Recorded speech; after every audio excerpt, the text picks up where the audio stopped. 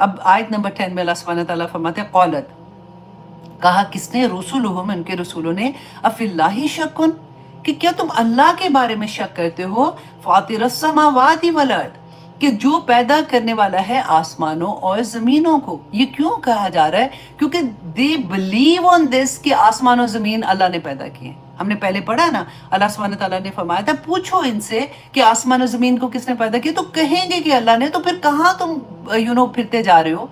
क्यों तुम्हें इस बात की समझ नहीं आ रही कि वो रब जिसने आसमान और जमीन को पैदा किया, क्या वो तुम्हें नहीं, तुम्हारी हेल्प नहीं कर सकता? क्या वो तुम्हें किसी और के वसीले से जाके उसके साथ मांगना पड़ेगा? क्या तुम इतना उसको कमजोर समझते हो कि तुम गुनाह करो, तुम लोगों को तंग कर रहे हो, तुम दुनिया में फसाद कर रहे हो, तुम बेहयाई फसाद ही तो है, तुम दुनिया को पोल्यूट कर रहे हो और तुम्हें कोई सजा देने वाला नहीं है। तुम कैसे हो कि अल्लाह के बारे में शक करते हो? अल्लाह सुब्हानहू व तआला फरमाते हैं यदऊकुम, अल्लाह तुम्हें बुलाता है।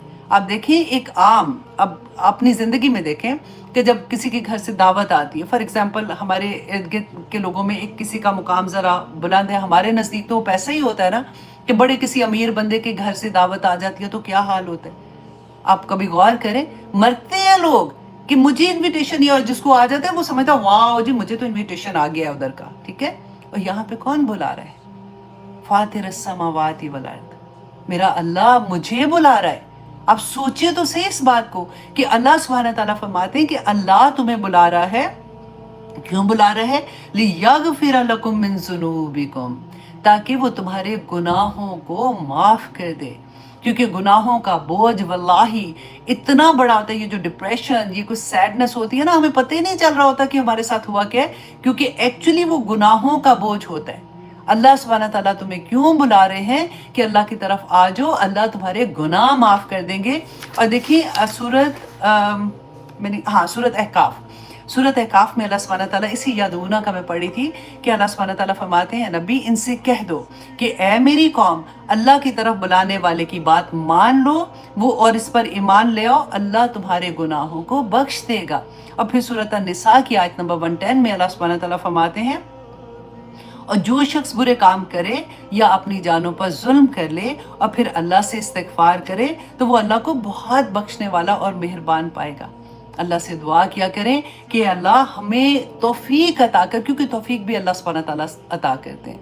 लेकिन जब हम मांगेंगे, जब हमारी ख्वाहिश होगी, जब हमारे अंदर तड़प होगी, तभी अल्लाह वो इज़्ज़त भी अता कर देते हैं कि अल्लाह सुब्हानहू व तआला फरमाते हैं कि इस्तिग़फ़ार करने से अल्लाह तुम्हारे गुनाह माफ़ कर देंगे। और फिर बाज़ गुनाह तो देखिए ऐसे होते हैं कि हम वज़ू करते हैं तो हमारे गुनाह झड़ जाते हैं, एक नमाज से दूसरी नमाज के दरमियान में जो हमारे छोटे गुनाह हो रहे होते हैं वो भी माफ़ हो जाते हैं, एक जुम्मे से दूसरे जुम्मे तक हो जाते हैं। हज करके आते हैं तो बंदा बिल्कुल ऐसे होता है जैसे न्यू बॉर्न पैदा हुआ है।